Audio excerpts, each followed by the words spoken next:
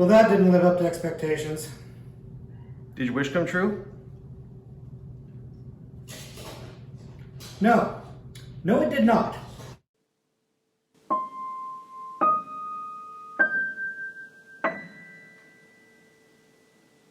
Hello, everybody, and welcome back to the Horror Movie Syllabus. My name is Professor Victor, and I'll be your host as we go through all of the essential, noteworthy, interesting, and notorious modern horror films. If you're new to the channel, I recommend you check out the introduction video. There's a link to that in the description below, and it'll give you a pretty good idea of what the Horror Movie Syllabus is all about. But in short, we take a look at a particular subgenre of horror and then pick 3 movies from that subgenre to explore. But that ain't what we're doing today, because today we're looking at a movie that was recommended to me by you guys. As you guys know, if you've been watching this Horror Movie Syllabus, I usually ask you guys to, in the comments below, leave your suggestions of the movies that you think fit a particular subgenre. And when you guys do that, and it's a movie that I haven't seen, I write it down on my to-watch list. So what we're doing here is I'm going through my to-watch list of the movies I haven't seen that you guys recommended, and I'm going to give you guys my thoughts on them here on camera so that, you know, I can tell you what I thought of what you guys suggested. I think it's fun. You guys seem to like it, and I'll be honest, it's a great way for me to be able to catch up on movies I haven't been able to see and get through that to-watch list, and also to keep conversing with you guys about these movies. This week's movie was recommended to me by friend of the channel and personal friend Sarah, aka the Rose Bride, and it's Wishing Stairs. And I knew very little about this movie before I watched it. I knew that it was Korean, South Korean, and I knew that it was like a ghost story, and that's pretty much all I knew about it going in. And as I've mentioned in other videos, I'm trying not to do too much research on the movie before I watch it. Mostly just want to make sure that I haven't actually seen it before I sit down to watch it, and that's about it, so I can just let it kind of unfold naturally. And that's what I did here, and I have thoughts on it. It's, you know, spoiler alert, a really good movie, but the question we're going to ask today is whether or not it's syllabus worthy, which is a cut above just being a good movie. And so that's how we're going to approach today. We're going to look at this movie. We're going to see what I liked about it, where it fell short for me, and whether or not I think it could make it on the syllabus. So let's go ahead and jump into reviewing this movie right now. Now, as I said, the movie we're looking at today is Wishing Stairs. And Wishing Stairs is a 2003 South Korean ghost movie that is actually part of a series of movies called the Whispering Corridor series. And I didn't know that going in, but apparently this is the 3rd one in the series. But the movies apparently are not really narratively related, but more thematically related. So you don't necessarily have to have seen the first 2 to follow the movie, but we'll get into that in just a little bit. If you haven't seen it before, the movie is about a couple of girls who are studying ballet at an all-girls school, and the 2 girls are friends, but they are also rivals as they're both competing for the same prestigious spot. One of the girls finds out about a legend about these stairs, the wishing stairs, where if you climb the stairs and you make the wish at the top stair, your wish will come true. And she tries that and makes a wish that she gets the spot over her friend, but she doesn't. Her friend gets the spot, and then they have a fight, and her friend accidentally falls down a flight of stairs and eventually dies. And then she gets the spot. So she did get her wish coming true. But then the friend comes back as a ghost, and the hijinks start to abound. And we're going to stop there because I'm afraid I'm going to give too much away for the movie, and I don't want to do that because I don't want to spoil it, because you should see Wishing Stairs.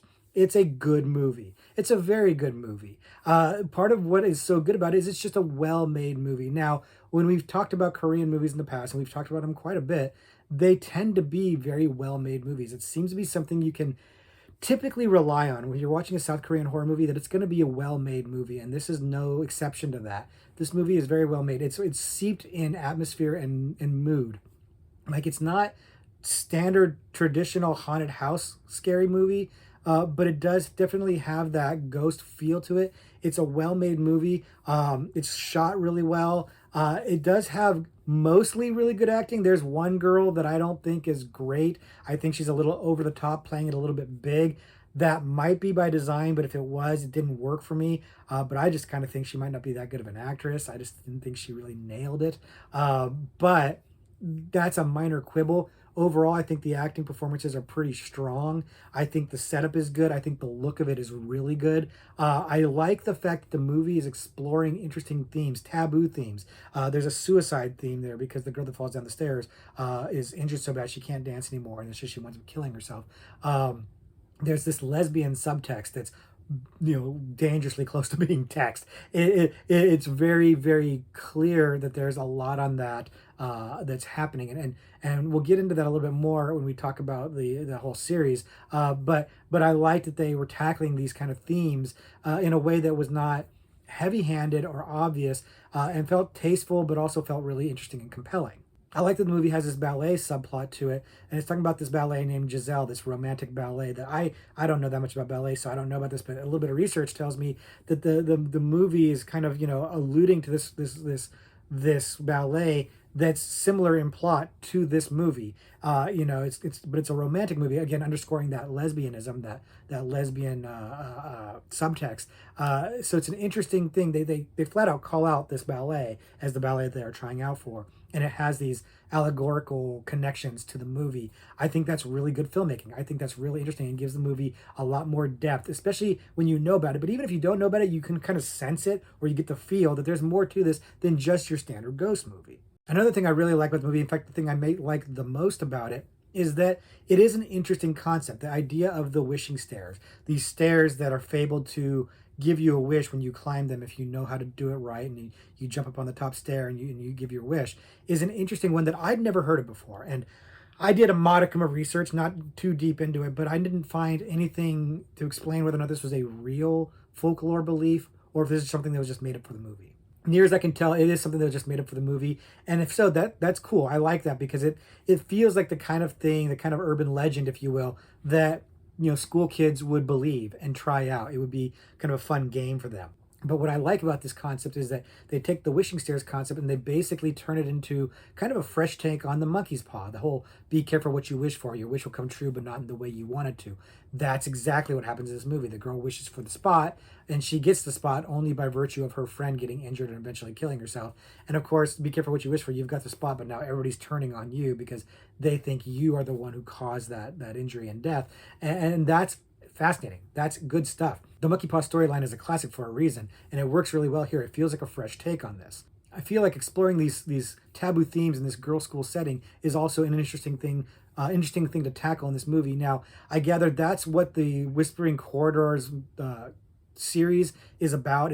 They're all set in these girls' schools, and they all tackle different themes like suicide and lesbianism and taboo subjects through this this setting. But they're not actually connected with each other. The stories are not necessarily connected to each other, so they're not narratively connected. But they all share a similar setup, a similar motif, a similar theme. And I think that's interesting. I do, however, wish I'd known about that being a thing before going to this movie. I wish I'd seen the first two parts before seeing this one, because I didn't know about that, and I'm kind of a weird completionist, so it's weird to me that I saw essentially part 3 before seeing the other movies. Even though supposedly it doesn't matter, it's still in my head. It's kind of just weird to me. But I do like that concept for a series. I think that's a neat idea, and a neat way to explore these kind of ideas in this setting. Now, this is a South Korean horror movie, and you know how much I tend to love South Korean horror movies, but this one feels a lot more standard. And this is maybe where I have a bit of a critique of the movie, is that I expected, the standard South Korean multiple genre blending thing that they do, where it's horror and comedy and action and drama all weaved together in this amazing way that never feels jarring or out of sync. It just blends together perfectly in this wonderful recipe. This movie doesn't do this. This movie is straight up a ghost movie. It's it's got a possession angle to it because the ghost winds up possessing somebody, but ghosts and possessions are already kind of dovetailing together in a lot of ways anyway, so that's not really a fresh or original thing, and it definitely doesn't feel really South Korean. In fact, this movie feels more Japanese because it really has that Japanese feel about the scary ghosts wreaking vengeance and havoc. It really, really feels more like a Japanese, like a J-horror movie. And while there's nothing wrong with J-horror, I like J-horror just fine, it's nowhere near as good as South Korean movies. But this movie doesn't have that South Korean blend. It doesn't do that fresh and original thing that I tend to think of when I think of South Korean. It feels more rote than that. Now, I am acknowledging that because it's South Korean, my expectations may have been set a little too high unfairly.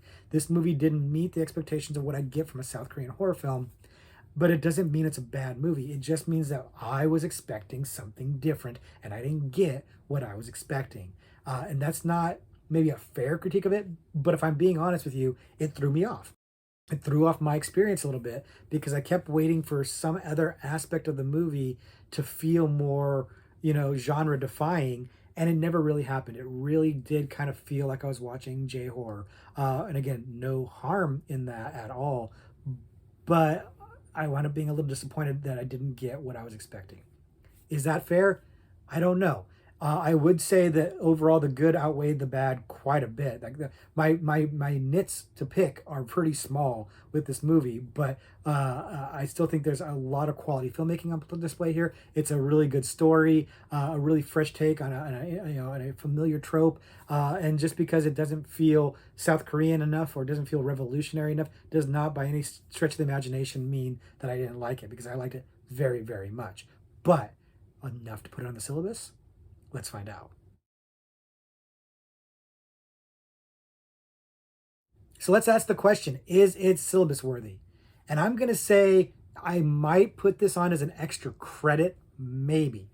And I'm so reluctant to even say that, not because of the quality of the movie. Like I said, I think the movie is a great movie. It's really, really good. Even if it didn't 100% hit the mark for me, it's still an excellent movie, very much worth your time. You should very much check it out.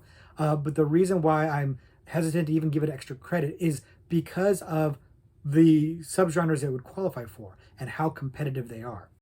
This is a South Korean movie, and it's not going to sniff the South Korean movies that are already on the syllabus. They are just too good. They are exceptional movies, and this one is just not going to be enough to push one of those other ones out.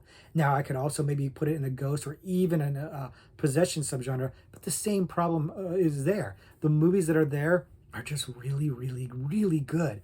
And this movie would have had to just hit a bullseye with me in order to convince me to push one of those off. And it just isn't a bullseye. Again, it might be unfair that it's not a bullseye because I had expectations that it didn't live up to that were not necessarily fair. And it's not exactly judging the movie solely on its merits.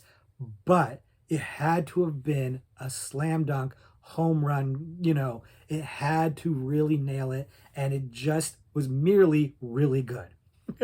Just merely really good. But unfortunately, because of the subgenres we're talking about, merely really good isn't going to make it on the syllabus. But I like it enough that I would maybe try to squeeze it in as an extra credit if I could.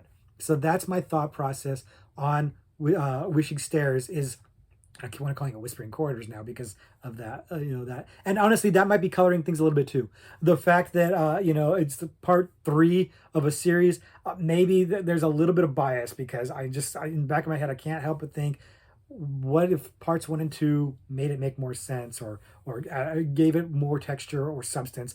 I can't help it. I can't help it. So my its failure to make the syllabus may be heavily biased by my own idiosyncrasies. So that's the thing. But the other part that hampers it is that it just doesn't fit in other subgenres. It really is either South Korean or ghost. It really is what it is. And it doesn't have the versatility to be squeezed in other places. I mean, I guess you could make an argument, but I think it'd be a pretty thin one. It really is a South Korean ghost movie. And so those are the subgenres you're looking at. And so it hinders it. It hurts that a little bit. What are you going to do? The competition is fierce for some of these subgenres, whereas other ones it's a little easier to nudge your way in. But again, just because I'm not putting it on the syllabus doesn't mean you shouldn't check it out. It's a great recommendation. Thank you very much for it, Sarah, because it's a really, really good movie. I will probably wind up going out and checking the other Whispering Corridor movies at some point. I think you may have actually, or somebody may have actually recommended it. It might actually already be on the to watch list already, and I will be checking it out even if it's not, because it's good enough that I want to see at least the two before that. I think there's a couple after also, but I want to see at least the two that came before that to see how it works out. But definitely a recommend for me for sure. Check the movie out if you haven't seen it already. And if you have seen it, let us know down below what your thoughts are on it. Sarah's already seen it. She's already mentioned about it, but I'm sure she'll talk about it a little bit more. And if you want to engage her in the comments, please do, because that's been a lot of fun. Talking to you guys in the comments about your recommendations is a lot of fun for me. So let's keep this conversation going. But now's the time where we try to answer our horror trivia pursuit card live here on camera. So let me get my glasses on and so I can read the card, because my eyes ain't getting any better. But I'm gonna take a look at the international category on the card, because we're looking at South Korean horror today, and we're also talking about J-horror, both of which are international horror movies. So let's look at the international category, and the question is: during what war does 2001's The Devil's Backbone take place? And that's an interesting one for me, because I think I know the answer to this question, but I'm also there's two thoughts I have to this, and I am no history buff, but I know sort of the answer to this question. And I have seen The Devil's Backbone. We haven't talked about it on the channel yet, but we will be talking about it in the not too distant future, actually. It's a very, very good movie. And I think I know the answer to this question, but I have two answers, and I don't know which of the two is correct. So I'm kind of prattling on, partly to give you guys some time to think about it in case you don't know and you're trying to think of an answer as well. But Devil's Backbone is an international film. It's a Spanish film. There's my hint to you if you don't know the answer. And that's kind of where my mindset is too. So I'm talking a little bit to give you guys some time to think about it, but I'm about to wrap up that time because I'm going to tell you my thoughts on this. And so hopefully you've got your answer locked in before I talk about this. So my thoughts are this. I know it's a Spanish war. It's a Spanish film. And I can't remember if it's the Spanish-American War or the Spanish Civil War. But I don't think it's the Spanish-American War. And again, not a history buff, so I have no idea when those wars took place, so that doesn't help me in narrowing it down in terms of when the movie took place. So I think I'm going to go with Spanish Civil War. That's what I'm going to go with. And I hope I'm right, because I'm going to feel kind of dumb if I don't, but let's go ahead and take a look. Hopefully you already got your answer locked in. Let's see what the answer here is. It is the Spanish Civil War.